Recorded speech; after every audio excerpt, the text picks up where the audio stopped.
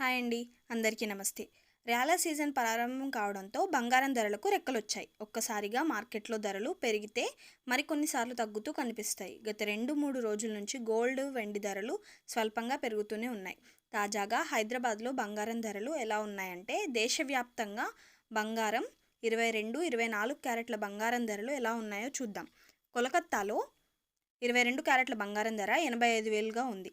చెన్నైలో 85,610 రూపాయలుగా ఉంది. బెంగళూరులో 85,610 రూపాయలుగానే కొనసాగుతుంది. అహ్మదాబాద్లో 85,660 రూపాయలుగా కొనసాగుతోంది. భోపాల్లో 85,660గా, కోయంబత్తూరులో 85,610 రూపాయలుగా కొనసాగుతుంది. సూరత్లో 85,660 రూపాయలుగా కొనసాగుతుంది. పుదుచ్చేరిలో 85,610 రూపాయలుగా కొనసాగుతుంది. ఇక ఈ ప్రాంతాలన్నింటిలో 24 క్యారెట్ల బంగారం ధర అయితే 93,440 రూపాయలుగా కొనసాగుతూనే ఉంది. హైదరాబాద్లో కేజీ వెండి ధర రూపాయలు 200 తగ్గి 1,11,900గా కొనసాగుతుంది. దేశ రాజధాని ఢిల్లీలో కిలో వెండి ధర 1,02,900గా కొనసాగుతుంది. ముంబైలో కూడా అదే విధంగా కొనసాగుతుంది.